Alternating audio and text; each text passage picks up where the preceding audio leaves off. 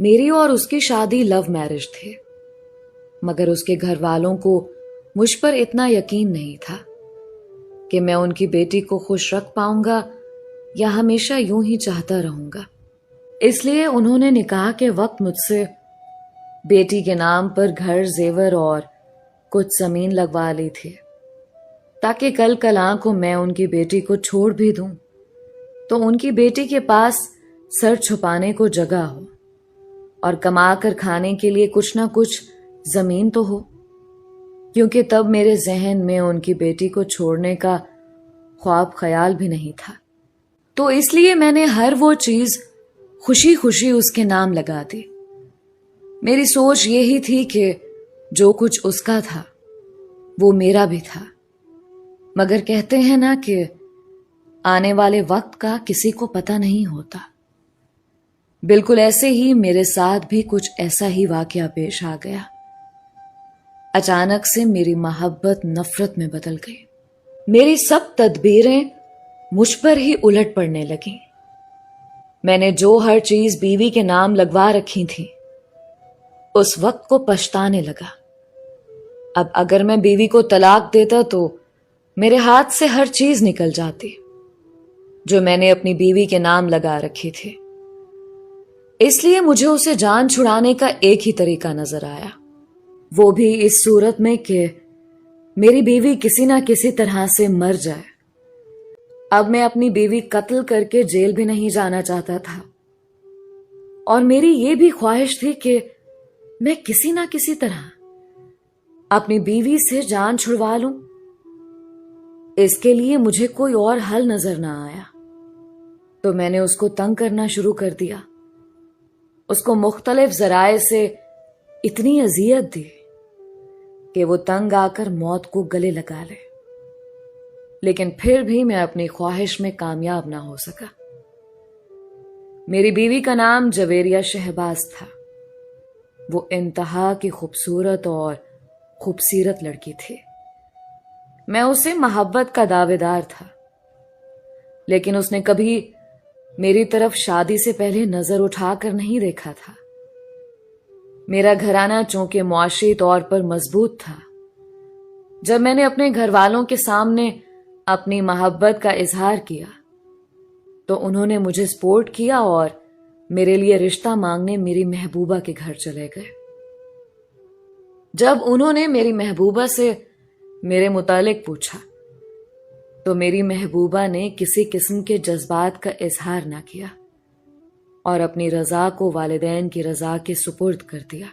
اپنے مالی حالات کو دیکھتے ہوئے اور اپنے حسب نسب کے حساب سے مجھے یقین تھا کہ یہ رشتہ مجھے مل جائے گا، لیکن میری حیرت کی انتہا نہ رہی جب مجھے دینے سے انکار کر دیا گیا۔ میں نے والدین کے سامنے رونا دھونا شروع کر دیا تو میرے والدین میری ضد کے آگے ہار گئے اور انہوں نے میری محبوبہ کے گھر والوں کو ان کے قریبی رشتہ داروں کے ذریعے پریشرائز کرنا شروع کر دیا، یہاں تک کہ انہوں نے رشتے کے لیے ہاں کروا لی، اور یوں میری محبوبہ رخصت ہو کر میرے گھر آ گئی۔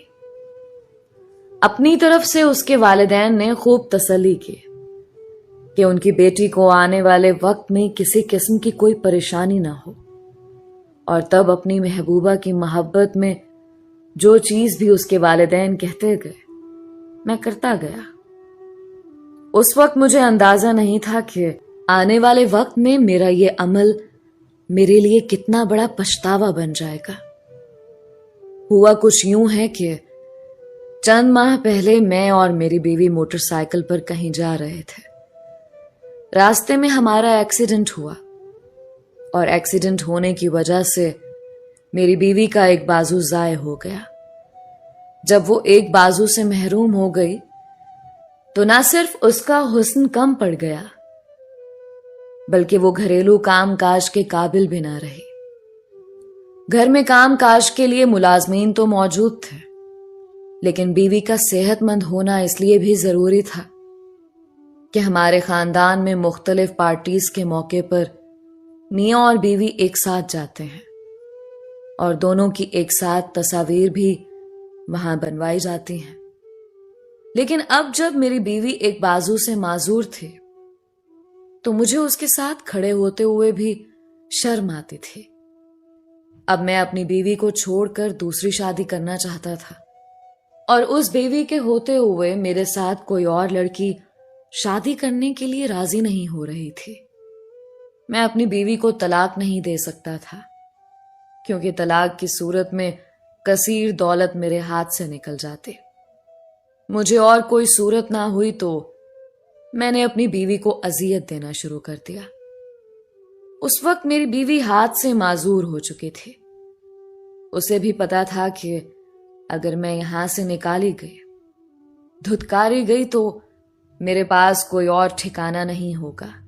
اس کی بھی خواہش تھی کہ کسی نہ کسی طرح اس کا گھر بنا رہے، اس لیے وہ میری اذیت سہتی رہی اور گھر چھوڑ کر نہ گئی۔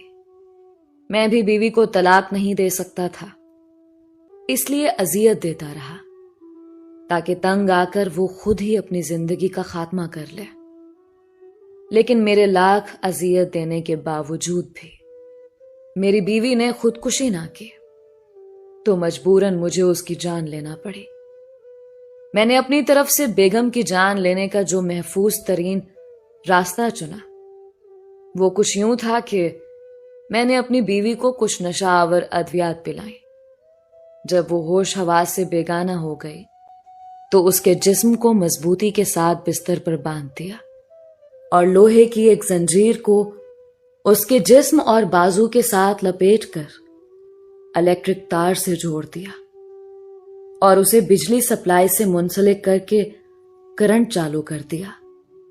یوں الیکٹرک کرنٹ لگا کر اس کی جان لے لی۔ اس کی جان لینے کے بعد اس کے جسم کو رسیوں سے آزاد کر دیا، زنجیر کو کھول دیا، اس کی لاش کو اٹھا کر الیکٹرک بورڈ کے قریب رکھا اور اس کے پاس استری کی ننگی تار رکھ دی تاکہ اوپر سے آنے والے ہر شخص کو یہی لگے کہ یہ کچھ نہ کچھ بجلی کا کام کر رہی تھی اور اسے کرنٹ لگ گیا ہے۔ اس کے بعد خود گھر سے باہر نکل گیا، اور جب میری والدہ نے اس کی لاش کو دیکھا تو انہوں نے رونا پیٹنا شروع کر دیا۔ میری والدہ کی آواز سن کر سارا محلہ اکٹھا ہو گیا۔ لوگوں نے ڈاکٹر کو بلایا۔ ڈاکٹر نے اس کی موت کی تصدیق کر دی۔ ڈاکٹر سے پہلے میں خود اس کی موت کی تصدیق کر چکا تھا۔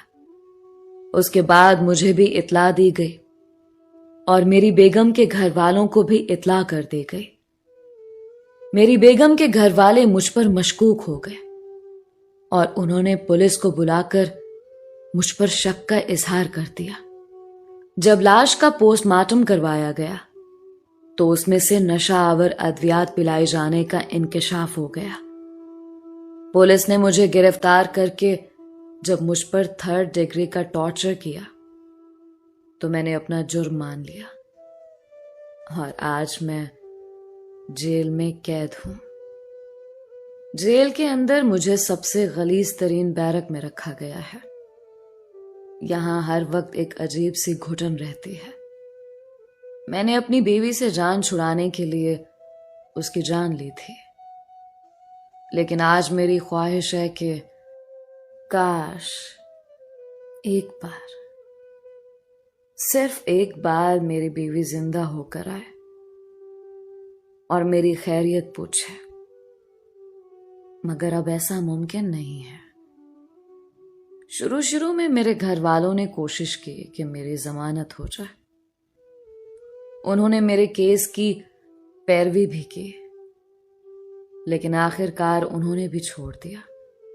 اس وقت میں اپنے رب کے رحم کے سہارے پر اپنی سزا پوری کر رہا ہوں،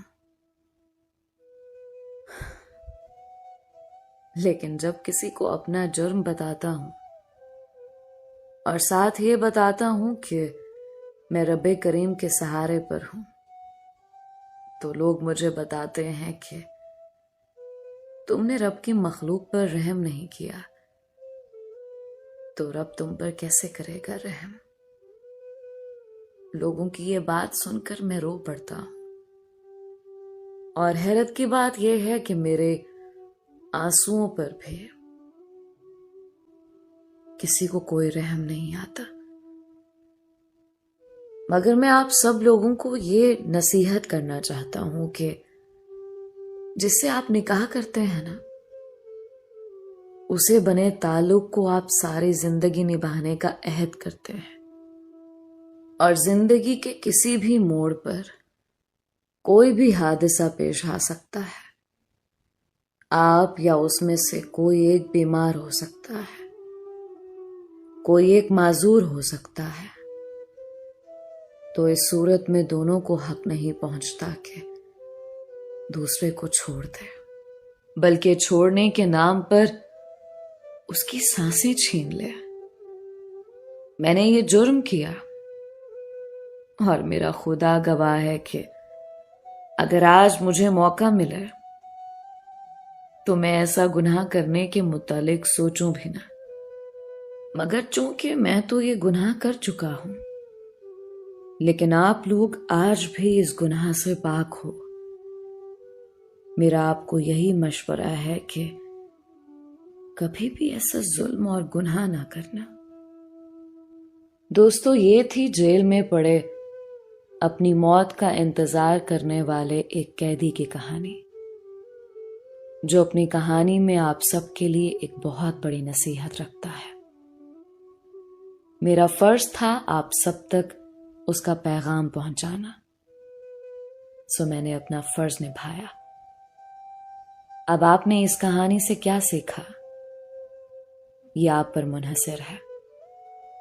अपनी राय का इजहार कमेंट्स में जरूर कीजिएगा। मिलते हैं एक नई कहानी के साथ। मुझे अपनी दुआओं में याद रखें। अपना और अपनों का बहुत ख्याल रखें।